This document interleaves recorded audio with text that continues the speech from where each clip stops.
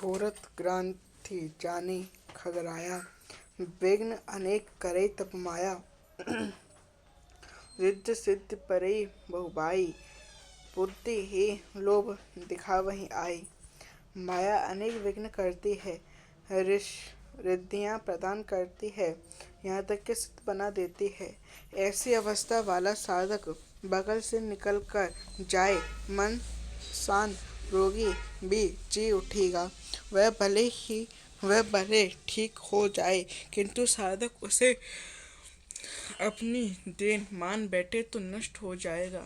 एक रोगी के स्थान पर हजारों रोगी घेर लेंगे। भजन चिंतन का कर्म अवरुद्ध हो जाएगा और इधर उधर व्यक्ति प्रकृति का बाहुल्य हो जाएगा। यदि लक्ष्य दूर है और साधक कृपा करता है तो कृपा का अकेला आचरण ही सामृत्युंजय है, सूची सेना की को जीत लेगा। इसलिए साधक को पूर्ण प्रयत्न इसके सतर्क रहना चाहिए। दया बिनु संत कसाई। दया करी तो आफत आई।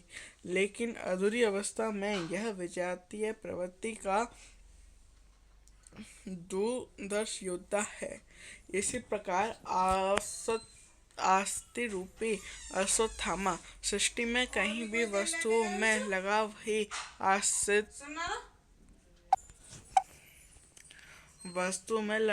आश्रित है। द्वैत का आचरण द्रोणाचार्य है। द्वैत ही आश्रित का जन्मदाता है।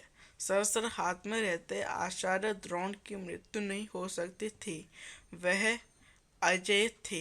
भगवान श्री कृष्ण ने कहा, कौरव पक्ष में एक हाथी का नाम अश्वत्थामा है। भीम उस हाथी को मारकर अश्वत्थामा मारा गया ऐसा उद्घोष करे। उस अप्रिय सूचना से आचार्य मर्माहत हो शिथिल पड़ जाएंगे। उसी समय उनका अंत कर दिया जाए। भीम ने हाथी को मार डाला। प्रचार किया कि अश्वत्थामा मारा गया। आचार्य द्रोण ने समझा कि उनका पुत्र अश्वत्थामा मारा गया। वह शिथिल पड़ गई। धनुष हाथ से गिर गया। वह हताश निश्चेष्ट होकर युद्ध भूमि में बैठ गए। उनका गला कट गया। पुत्र में अत्यधिक आसक्त उनकी मृत्यु का कारण बनी। अश्वत्थामा दीर्घजीवी था। निवृत्ति के अंतिम क्षणों तक वह यह बाधा के रूप में विद्यमान रहता है, इसलिए अमर कहलाया। विकल्प रूपी विकर्ण साधना की उन्नत अवस्था में विशिष्ट कल्पनाएं उठने लगती हैं। मन में संकल्प विकल्प होने लगता है कि स्वरूप प्राप्ति के साथ भगवान की ओर से कौन सी सिद्धियां अलौकिक शक्तियां प्रदान की जाएंगी। भगवान के चिंतन के स्थान पर विभूतियों का चिंतन होने लगता है। साधक की दृष्टि केवल कर्म पर होनी चाहिए। उससे फल की वासना वाला नहीं होना चाहिए। किंतु जब वह रिद्धियों सिद्धियों का चिंतन करने लगता है, यह विकल्प ही विकर्ण है। ये कल्पना विशिष्ट किंतु साधना में भयंकर बाधक है। ब्रह्ममयी श्वास ही भूरी श्रवा है। साधन का स्तर उन्नत होने पर उसकी प्रशंसा होने लगती है कि वह महात्मा है, सिद्ध है, उसमें दिव्य शक्तियां हैं। उसके समक्ष लोकपाल भी नतमस्तक हो जाते हैं। इस अभाव प्रसिद्ध से साधक प्रसन्न होने लगे, गदगद होकर बहकने लगे। यह ब्रह्ममय श्वास ही पूरी श्रवा है। पूज्य गुरुदेव का कथन था, संसार पुष्प वृष्टि करे, प्रशंसा करे विश्व, जत गुरु कहे तुम्हें कुछ भी नहीं मिलेगा, रोने को आंसू नहीं मिलेगा। यदि भगवान तुम्हें साधु कह दें तो सब कुछ छुपा जाओगे। दुनिया कहे चाहे कभी न कहे, फिर भी तुम सर्वस्व प्राप्त कर लोगे। इसी प्रकार सांसारिक प्रशंसा में बह जाना ब्रह्ममय श्वास है। यही बुरी श्रवा है। प्रशंसा बुरी बुरी है, अत्यधिक है, अतिरंजित है। इससे साधना में सत्राव घटाव क्षय होने लगता है। अस्तु ब्रह्म श्वास बुरी शवा है। संयम का स्तर उन्नत होने पर आई हुई विकृतियों के यह नाम है। ब्रह्म प्रवृत्तियों के अंग उपांग हैं। अन्य च बहव शुरा मध्यस्थे जीविता नाना शस्त्र पर है ना सर्वे युद्ध विशारदा। और भी बहुत से शूरवीर अनेक शस्त्रों से युक्त मेरे लिए जीवन की आशा को त्याग कर युद्ध में डटे हैं। सभी मेरे लिए प्राण त्यागने वाले हैं, किंतु उनकी कोई ठोस गणना नहीं है। अब कौन सी सेना किन भावों द्वारा सुरक्षित है, इस पर कहते हैं अप्रयान्तस्माकं बलं भीष्माभिरक्षितं पर्याप्तं त्वयि में तेषां बलम भीमाभिरक्षितम्। भीष्म द्वारा रक्षित हमारी सेना सब प्रकार से अजय है और भीम द्वारा रक्षित इन लोगों की सेना जीतने में सुगम है। पर्याप्त और अपर्याप्त जैसे श्रेष्ठ शब्द का प्रयोग दुर्योधन की आशंका को व्यक्त करता है। अतः देखना है कि भीष्म कौन सी सत्ता है जिस पर कौरव निर्भर करते हैं, तथा भीम कौन सी सत्ता है जिस पर देवी संपद संपूर्ण पांडव निर्भर है। अपनी व्यवस्था देता है कि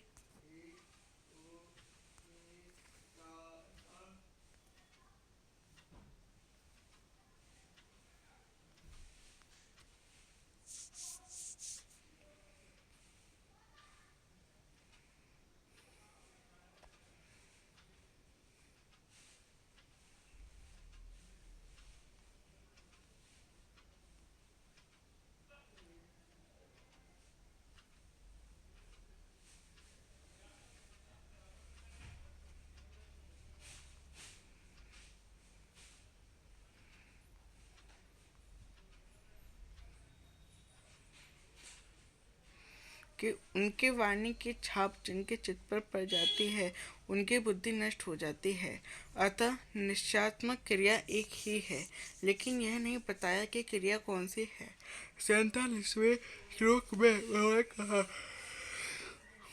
अर्जुन, कर्म करने में ही तेरा अधिकार है, फल में कभी नहीं। नहीं फल की वासना वाला भी मत हो और कर्म करने में अश्रद्धा भी ना हो, अर्थात निरंतर करने के लिए उसी में लीन होकर करें।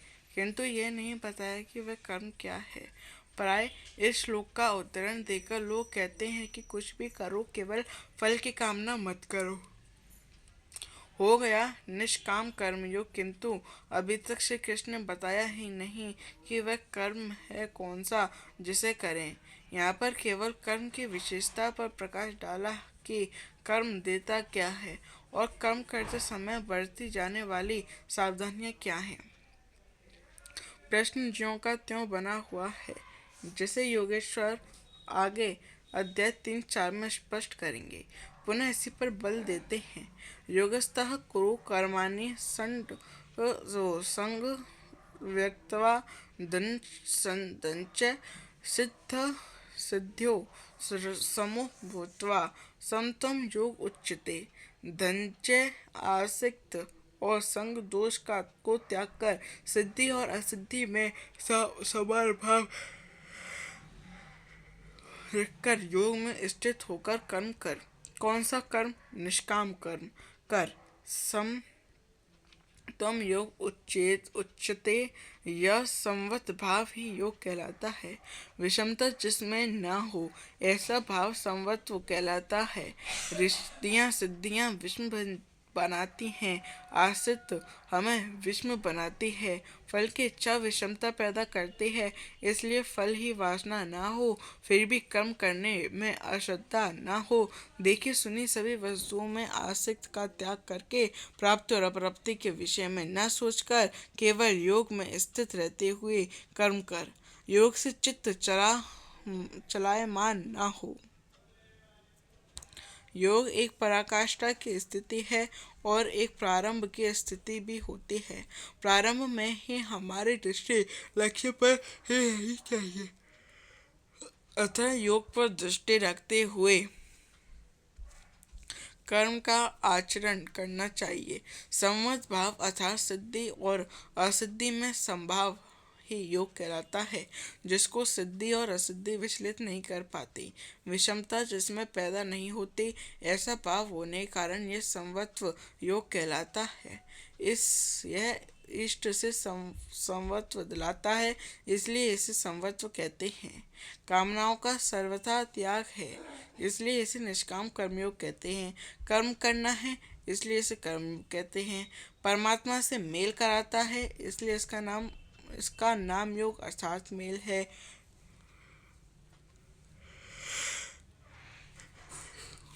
इसमें बौद्धिक स्तर पर ध्यान रखना पड़ता है कि सिद्धि और असिद्धि में संभाव रहे, आसक्त ना हो, फल की वासना ना आने पाए, इसलिए यही निष्काम कर्मयोग बुद्धि योग भी कहा जाता है।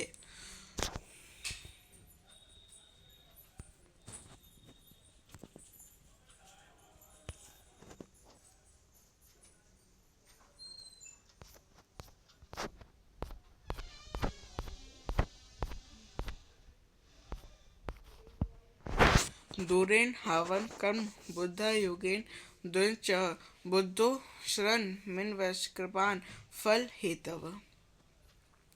धनंजय अवरम कर्म निकृष्ट कर्म वासना वाले कर्म बुद्धि योग से अत्यंत दूर है। फल ही कामना वाले कृपण है, वह आत्मा के साथ उदारता नहीं बरतते, अतः संवत्व बुद्धि योग का आशय ग्रहण कर। जैसी कामना है वैसा मिल भी जाए तो उसे भोगने के लिए शरीर धारण करना पड़ेगा। आवागमन बना है तो कल्याण कैसा। साधक को तो मोक्ष की भी वासना नहीं रखनी चाहिए, क्योंकि वासनाओं से मुक्त होना ही तो मोक्ष है। फल की प्राप्ति का चिंतन करने से साधक का समय व्यर्थ नष्ट हो जाता है और फल प्राप्त होने पर वही उसे फल में उलझ जाता है, उसकी साधना समाप्त हो जाती है, आगे वह भजन क्यों करे, वहां से वह भटक जाता है। इसलिए संवत बुद्धि से योग का आचरण करे। ज्ञान मार्ग को भी श्री कृष्ण ने बुद्धि योग कहा था कि अर्जुन, यह बुद्धि तेरे लिए ज्ञान योग के विषय में कही गई है, और यह निष्काम कर्मयोग को भी बुद्धि योग कहा गया।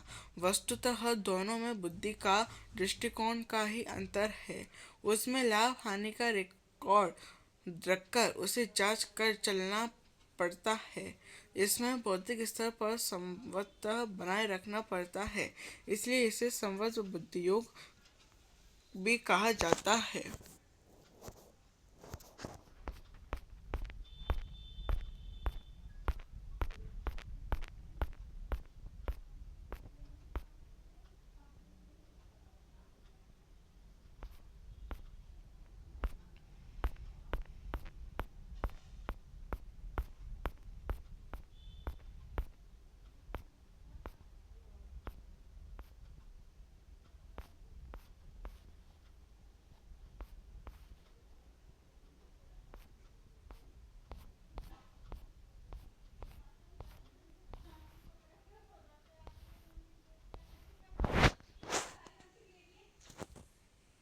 बारंबार जन्म मृत्यु है। अर्जुन की दृष्टि त्रिलोकी के साम्राज्य तथा देवताओं के स्वामीपन तक ही सीमित थी। इतने तक के लिए भी वह युद्ध में प्रवृत्त नहीं हो रहा था। यहाँ श्री कृष्ण उसे नवीन तथ्य उद्धृत करते हैं कि आसक्ति रहित कर्म द्वारा अनामय पद प्राप्त होता है। निष्काम कर्मयोग परम पद को दिलाता है, जहाँ मृत्यु का प्रवेश नहीं है। इसे कर्म प्रवृत्ति कब होगी? यदा ते मोह क्लीलम बोध्यव्रतरिष्यति तदा गन्तासि निवेद्यम श्रुतवस्य श्रुतिश्च। जिस काल में तेरी प्रत्येक साधक की बुद्धि मोह रूपी दलदल को पूर्णतः पार कर लेगी, लेश मात्र भी मोह न रह जाए, न पुत्र में, न धन में, न प्रशस्ता में, इन सब से लगाव टूट जाएगा, उस समय जो सुनने योग्य है उसे तो सुन कह सकेगा और सुनने हुए के अनुसार वैराग्य को प्राप्त हो सकेगा, अर्थात उसे आचरण में ढाल सकेगा। अभी तो सुनने लायक है, उसे ना तो सुन पाया है और ना आचरण का प्रश्न ही नहीं खड़ा होता। इस योग्यता पर पुनः प्रकाश डालते हैं।